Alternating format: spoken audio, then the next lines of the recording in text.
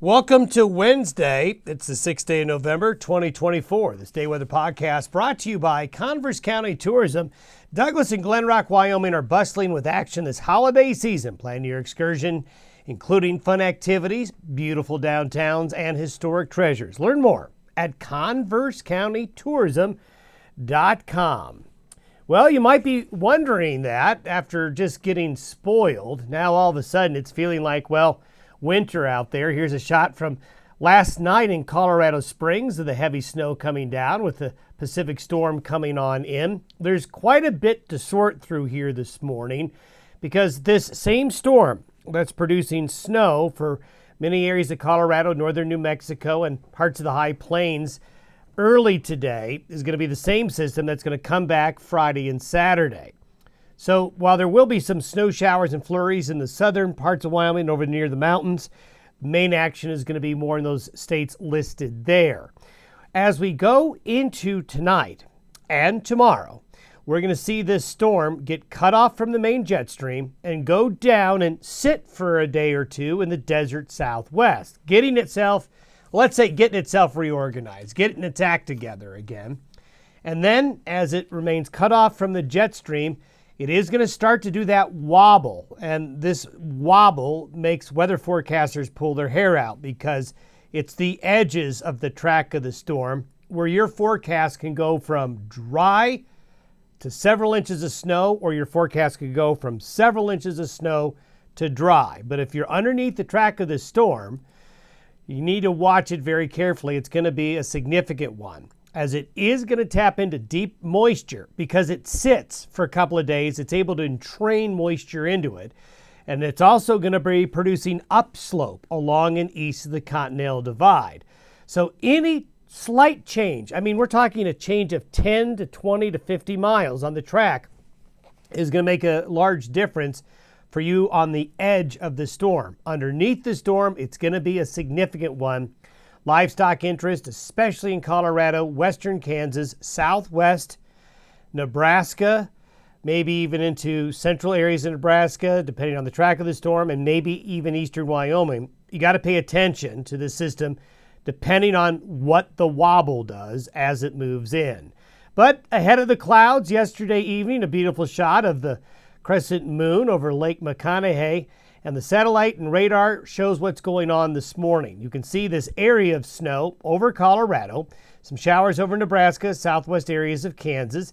This is the split. Here's the southern branch, the northern branch up here producing precipitation. Notice the precipitation up here is much lighter. This is the weaker part of the system. It's going to head into the upper Midwest. But we're going to see a consolidation of all of this coming together, mainly because of that strong jet stream. We showed you that really strong jet stream coming in the Pacific Northwest yesterday. You can see the high cirrus clouds right here as the strong jet stream wind digs the trough in. And you can see the nice counterclockwise circulation right there, the nice curl with that low right there. And ahead of the lows is where you get the heavier precipitation that will be forming in this area, especially here in central and east central Colorado. We showed you yesterday that I-70 section east of Denver to Lyman was going to be impacted down to Colorado Springs, and that's exactly what we're seeing overnight. So what we'll see is more cold air. You can see these clouds coming in. Cold air is pouring in on the backside of the trough. The strong jet stream wind is going to carve out the low, cut it off from the main jet stream. So here's the split going on right now as of early this morning. Cold air filtering in behind the system is going to make for a very chilly day. These are the temperature anomalies today across the west. Look how cold it is down in Arizona and New Mexico. Snowbirds, you're going to enjoy 60-degree temperatures in Phoenix. Going to be cold down there, relatively speaking. And here's the precipitation forecast through tonight. So you can see there's this area of heavier rain turning over to snow right here in a small section of northeast Colorado, northwest Kansas, southwest Nebraska. Here's the trailing edge of the split system that's up to the north. So there's going to be some light snow and flurry activity in parts of Montana, North Dakota, and parts of Wyoming on the back side of the system, along with very chilly temperatures. And there's the snowfall through tonight into tomorrow. So this is sort of round one. Round two, well, there's the low, sitting right along the New Mexico Arizona border area just south of Gallup, between Gallup and Holbrook is kind of where it's going to set up. Once it's detached from the jet stream, any little ripple going along up here is going to help direct this low either north, maybe directs it east, maybe if a little ripple directs it south. But this is where we have to watch very carefully what it does. Now, the counterclockwise rotation is impressive with this system. And as it gets more counterclockwise spin and better organized, it's going to draw moisture from these areas here into the low. So tomorrow and into Friday morning, it's just going to spin there, moving very slowly and training moisture. So let's look at the track and the different models and kind of see what we're facing here in terms of the forecast. We're very confident that the system is going to get organized, get into some deep moisture, and become a major winter storm. It's going to happen. This is by 5 p.m. Friday. The European model has the upper low right on that far northeast corner of New Mexico. And you can see if you follow the colors and the contours, and if you look at the wind barbs, you can see all the way up to 18,000 feet.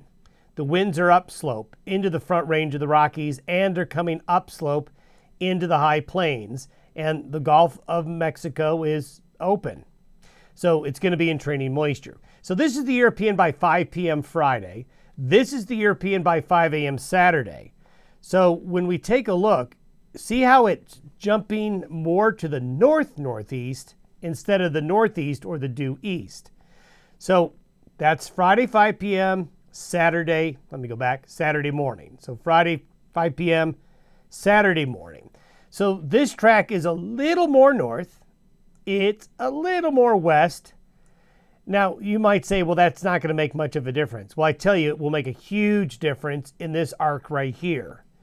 Because if the model goes a little more east or a little more south, that arc of where the heavy precipitation goes this way, goes more further east. And remember, the further west the low goes, the more upslope, the more moisture will be pushed uphill. So this is the GFS. So let's compare the model differences. This is the European. The GFS is more south, slightly more east. Not by a lot, but enough to make a difference for you folks on the edge.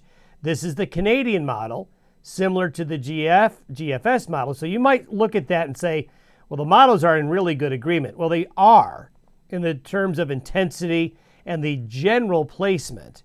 But sometimes, like football, the weather's a game of inches for you folks on the edges. And what do I mean by the edge? I mean the front range of Colorado, Denver to Cheyenne, then up to Scotts Bluff. That's the edge we're concerned about because it can mean no precipitation at all or several inches of snow. The good news is we got a couple of days to figure it out. Just to give you an idea of how the moisture gets drawn into these cutoff lows, here's the precipitable water forecast starting Thursday morning going through Sunday.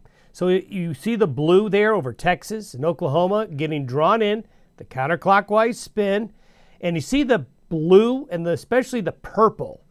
You're looking at precipitable water that's 100 to over 200% of average. Now in November, that's not a lot of water compared to what this would be if this was, let's say, a May, June, or July or August situation. But when you take that kind of moisture with cold air getting brought in with this system and you push it uphill or upslope, it's going to be a major weather maker. So we're going to watch to see where that deeper moisture goes and gets caught up into the circulation and is rotated around. So if we were to look at the forecast, again, take this with a grain of salt. These maps will change. This is for display purposes only. But what you can see now is the further western edge on the European model of the moisture now. The deeper, heaviest moisture is going to be over east central, southeast Colorado, western Kansas, and southwest Nebraska. Now keep in mind, this does not include what's going on now. This is for the second event. So you can see how heavy the moisture could be if you put both of these events together, especially for eastern Colorado, western Kansas, the panhandles, northeastern New Mexico, and now the low is showing more gumption to maybe go into Nebraska a little bit deeper now. So that is what the general precipitation pattern looks like between Friday and Sunday morning.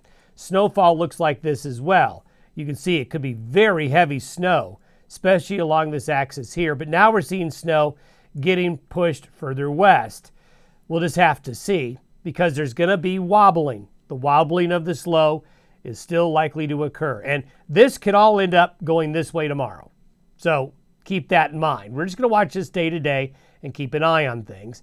The next front is by Tuesday. And the fronts just keep coming about every 2 or 3 days off the Pacific. So another cold shot and another mountain snow event will be coming early next week. Have yourself a good Wednesday. We'll have more for you tomorrow.